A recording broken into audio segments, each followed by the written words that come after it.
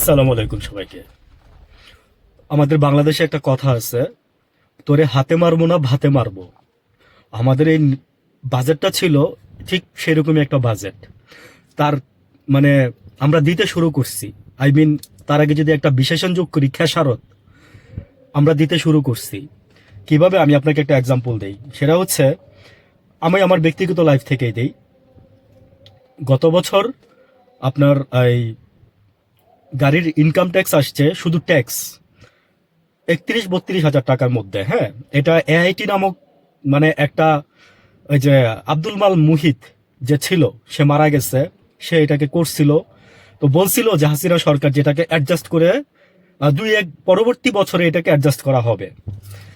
এটা তো অ্যাডজাস্ট করা দূরে থাক, এটা রেগুলার চলতেছে। বাংলাদেশে তো কোনো কিছুর দাম যদি একবার বাড়ে, তাহলে সেটার দাম আর কমে না। কখনো কোনোদিন দেখছেন বাংলাদেশে কোনো কোনো কিছুর দাম একবার যদি বাড়ে সেটার দাম কমতে কোনোদিন দেখছেন? দেখেন নাই, এটাও কমে নাই। তো সে তো ময়রা মনে করেন যে আল্লাহর কাছে গিয়ে হিসাব দিতেছে, কিন্তু আমাদের জীবন যে নাজেহাল অবস্থা আচ্ছা গেল, এটাও তো কোনো ফ্যাক্টর ছিল না, যেখানে আমরা এটা মেনে নিচ্ছিলাম বা দিচ্ছিলাম, দিয়ে যাচ্ছি অনবরতে। কি করব, গভর্নমেন্ট তো কিছু করার নাই, নাহলে গাড়ি নিয়ে রাস্তায় বের হওয়া যাবে না। এআইটি অ্যাডভান্স ইনকাম ট্যাক্স, যেটাই শুধু 25,000 টাকা, সেটার সাথে অ্যাড হয়ে আসে 31,700-800 টাকার মতো, সেটা ট্যাক্সের সাথে আসে আপনার। আর এইবারে কি করছে দেখেন, আপনার ফিটনেস, হ্যাঁ, এই যে জুলাইয়ের পরে, এই যে জুনের পরে, এই যে বাজেটে ফিটনেসের সাথে 25,000 টাকা যোগ করে দিচ্ছে। আপনি দিবেন এখন হচ্ছে 60,000 টাকা, যেটা আমি তারেক রহমান সাহেব, আমি আপনাকে বলবো বা এই সরকারকে বলবো, আপনারা খুবই বুদ্ধিমান একটা সরকার। ঘাটতি বাজেট দিচ্ছেন না, ঘাটতি বাজেট দিয়ে এখন মনে করেন যে এইভাবে আপনারা মানুষের বুকে পাড়া দিয়ে টাকা নিচ্ছেন। মানুষের পড়েছি মুঘলের হাতে, খানা তো খেতেই হবে রে ভাই। আপনাদের হাতে পড়ছি না। আমরা গভর্নমেন্ট মানে নির্বাচন করি কেন? ভালো থাকার জন্য। আর আপনারা আমাদেরকে এই জন্য এই দেশে কোনো জাত, কোনো কোনো কোনো কোনো মানুষ থাকবে না এই দেশে। আমি চ্যালেঞ্জ করলাম আপনারা, আপনারা বাংলাদেশ হোয়াটএভার, মুখ খারাপ হয়ে যাবে, অন্যদিকে চলে যাচ্ছি। আমি যেটা বলতে যাচ্ছি যে এখন আসবে 60,000 টাকা। আপনি ধরেন যার নাকি একটা 100 গাড়ি আছে, সে যদি বছরে 60,000 টাকা দেয়, হ্যাঁ, 5 বছর পরে তো তার গাড়ির দাম মাত্র 3 লাখ টাকা।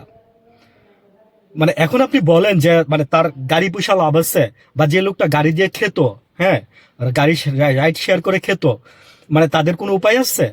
যারা অফিসে যেত, আপনি তো আমার আমার দেশ তো কোরিয়া না, যে আপনি সারা বাংলাদেশ আপনি এই মেট্রো রেল করে ফেলছেন, পাতাল ট্রেন করে ফেলছেন, আমাদের গাড়ি লাগবে না।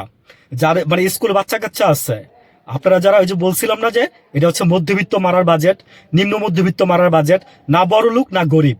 যে আর তার আগে বলছিলাম এই সরকার ক্ষমতায় আসার আগে, যে যে বাসটা মাটির নিচে থেকে বড় হয়ে উঠবে, অনেক বড় হবে, সেটা মাটির নিচ থেকে চোখা হয়ে উঠবে। আর যেটা চিকন হয়ে উঠবে, সেটা ওই চিকন হয়েই উঠে।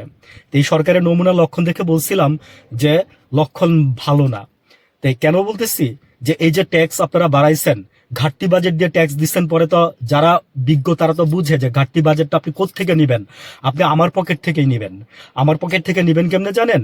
যে ফাঁদে ফালাই দিয়ে নিবেন, মাঝখানে আমাকে ফেলে দিয়ে নিবেন, পিষে নিবেন, আপনি আমার বুকের উপরে পাড়া দিয়ে নিবেন। কিভাবে নিবেন?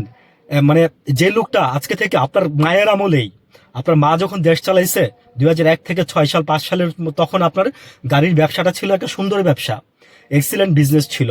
তখন আপনার এই যে 10 লাখ 12 লাখ টাকায় আপনার এক্স করোলা গাড়ি পাওয়া গেছে। এখন সেই গাড়ির দাম আজকে আপনার 20 থেকে 24 লাখ 25 লাখ টাকা পড়তেছে। আপনারা এআইটি যোগ করছেন, এআইটির উপরে আরডি যোগ করছেন, রেগুলার ডিউটির উপরে আবার আরো আপনার এই যে ট্যাক্স যোগ করছেন। তারপরে আপনার ওটার উপরে যে আরো কি ট্যাক্স যোগ করছেন, যা মনে চাইতেছে তাই করতেছেন।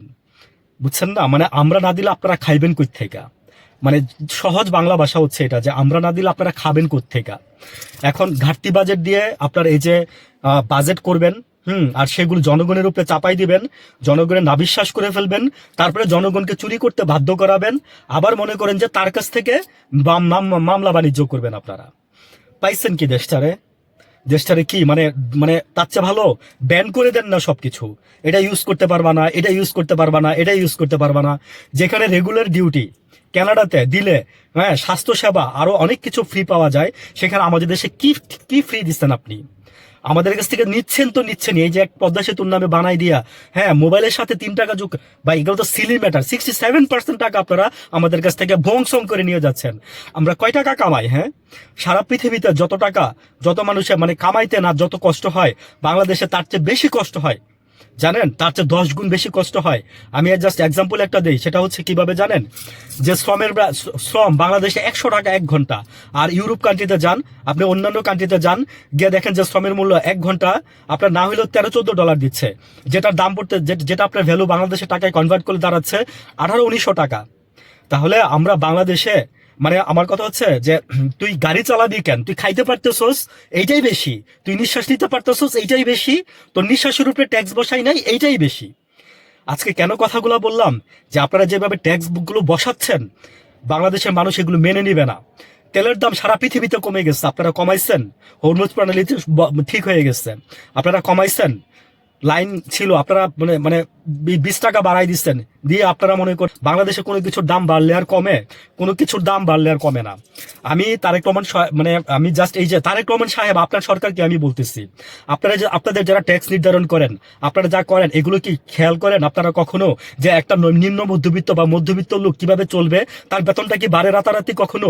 আপনি নবম স্পেস স্কেল করছেন, আপনার ওইখানে বেতন বাড়বে, দশম আপনার বেতন বাড়বে। কিন্তু যারা নাকি খেটে খায়, যারা নাকি দিন আনে দিন খায়, আমরা দিন আনি দিন খাই। হ্যাঁ, আমরা চাকরি করি ব্যাংকে, দিন আনি দিন খাই। আমাদের বেতন তো রাতারাতি ব্যাংক বাড়াই দেয় নাই। আমরা কই থেকে দিব? আমরা কি এখন চুরি করব আপনার জন্য? আপনার এই ট্যাক্স, আপনার ঘাটতি বাজেটের জন্য কি আমরা এখন চুরি করব? জবাব দিবেন যদি কেউ শুনে থাকেন সরকারের। Honestly said that. মানে সবকিছু everything S goes to limit. বললাম না যে everything S goes to limit. বাংলাদেশের মানুষ হয়ে কি আমরা কি পাপ করছিলাম? আমরা কি জন্মায় কি পাপ করছিলাম আপনাদের কাছে? আমরা কি পাপি আপনাদের কাছে? আমরা আমরা আমরা সৎ মানুষ যারা আছি তারা গলা ফাটাই, তারা গলা চিল্লাই। আমি যদি আজকে চুরি করতাম, তাহলে আপনার সাথে সুর মিলাইয়া কথা বলতাম।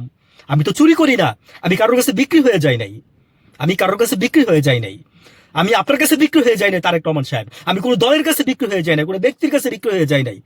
আমার হাত পা আল্লাহ দিচ্ছে, আমি নিঃশ্বাস দিতেছি। কিছুদিন পরে বললাম না যে নিঃশ্বাসের উপরে আপনারা ট্যাক্স বসাবেন, নিঃশ্বাসের উপরে আপনারা ট্যাক্স বসাবেন কিছুদিন পরে। আপনারা এগুলো ভালো করতেছেন না, যা বললাম তো এগুলো ভালো করতেছেন না। কোনো কিছু বেশি দিন টিকে না এইভাবে। বললাম তো যে জুলুম করে আপনারা কোনোদিন বেশি দিন মানুষের ঘাড়ে পাড়া দিয়ে আপনারা এখন টাকা নিবেন, আমরা জানি তো। এই যে ঘাটতি বাজেট দিয়ে চিল্লাচিল্লি করতেছি না, মানে এগুলোই করতেছেন আপনারা। আপনারা মানে বললাম না যে গরিব মানুষ টাকা পেয়ে যাবে তো কিভাবে? আমাদের কাছ থেকে নিবে। তার 10 টাকা রিক্সা ভাড়া 20 টাকা নিয়ে যাবে, সে আমার কাছ থেকে নিবে। তার 30 টাকা রিক্সা ভাড়া সে 50 টাকা আমার কাছ থেকে নিবে। কিন্তু আমি কোত্থেকে পাবো ভাই? বড় লোক যে আপনি আছেন, আপনি মানে যে ঘুষ খান তার কোনো চিন্তা নাই। হ্যাঁ, যে ঘুষ খাবেন তার কোনো চিন্তা নাই। কিন্তু আমার তো ভাই টেনশন আছে। আমি কই থেকে দিব আপনার টাকা? আমি কই থেকে দিব আপনার টাকা? আমি কি এখন চুরি করবো আপনার জন্য? আপনারা তো এইভাবে চোর বানান। আপনারা এইভাবে রাষ্ট্রের আপনারা চোর বানান। একদম সলিড কথা বলে দিয়ে গেলাম আজকে। মানুষ অভাবে পড়ে চুরি করে, বুঝছেন? আপনারা বাজেট বানাইছেন না, বাজেট বানাইছেন ভালো কথা। আপনি আপনার ঘর থেকে আইনা দেন না। আপনি আমার কাছ থেকে কিভাবে নেন? আপনি আমার সুবিধা দিচ্ছেন কিছু? আপনি আমার কোন সুবিধাটা দিচ্ছেন? আপনি আমার কোন সুবিধাটা দিচ্ছেন? আপনি এই যে আজকে বাজেট বাড়ানোর পরে আপনি আমার কোন সুবিধাটা দিচ্ছেন? বলে যাবেন সরকারি লোক থাকলে এখানে, উইথ ডিউ রেসপেক্ট। বিকজ আমার বাবাও একজন সরকারি কর্মচারী। I knew that. এনিওয়ে, ভালো থাকবেন সবাই।